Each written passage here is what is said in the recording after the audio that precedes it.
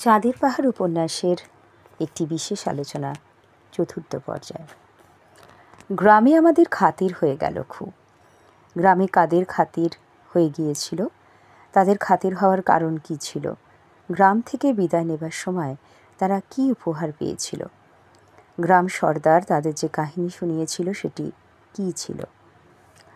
Orange নদী থেকে প্রায় 50 মাইল দূরে একটা গ্রামের কাফির বস্তিতে আমাদের এই উপন্যাসের প্রধান চরিত্র শঙ্কর পর্তুগিজ ভূপর্যটক দিয়েগো আলভারেজের দিন কাটে।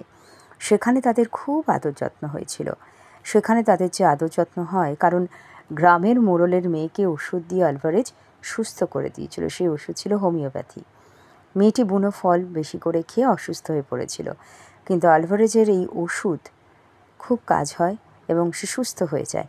গ্রামের মোড়ল তাদের ভীষণ খাতি যত্ন করে তার একমাত্র মেয়েকে সুস্থ করে তোলার জন্য। গ্রাম থেকে বিদায় নেবার সময় নানা উপহার পেয়েছিল। তার মধ্যে ছিল একটা সাদা পাথর, যা দেখে শঙ্কর আর আলভারেজ বুঝতে পেরেছিল যে সেটা একটা মূল্যবান হিরে। তারা আরও জানিয়েছিল ওই সাদা পাথর দূরের ওই পাহাড়টাতেই পাওয়া যায়, যদিও তারা সেখানে কেউ যায়নি। সাদা পাথর বা হিরে সম্পর্কে গ্রামের সর্দার তাদের শুনিয়েছিল যে ওই সাদা পাথর দূরের পাহাড়ের কোনো স্থানে পাওয়া যায়। এক চাঁদের মধ্যে সেখানে পৌঁছানো যাবে হয়তো। তারা যেতেও পারে, যদিও তারা সেখানে কখনো যায়নি। তবে তারা শুনেছে ওই পাহাড়ের কোনো গোপন স্থানে সাদা পাথরের সন্ধান রয়েছে।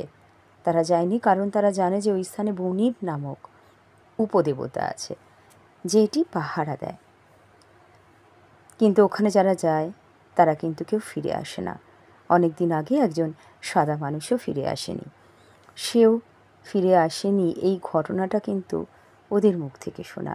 ওই অঞ্চল দক্ষিণ আফ্রিকার সবচেয়ে বন্য, অজ্ঞাত, ভয়ঙ্কর, বিশাল, বিপদজনক অঞ্চল। আমার আলোচনা এখানে শেষ, কিন্তু তোমরা ভালো করে প্রত্যেকটি অনুচ্ছেদ পড়বে আর নিজের ভাষায় আরও বিশেষভাবে পয়েন্ট সংযোজন করলে খুবই ভালো হয়। আজ আলোচনা এখানে শেষ করলাম। ধন্যবাদ সবাইকে।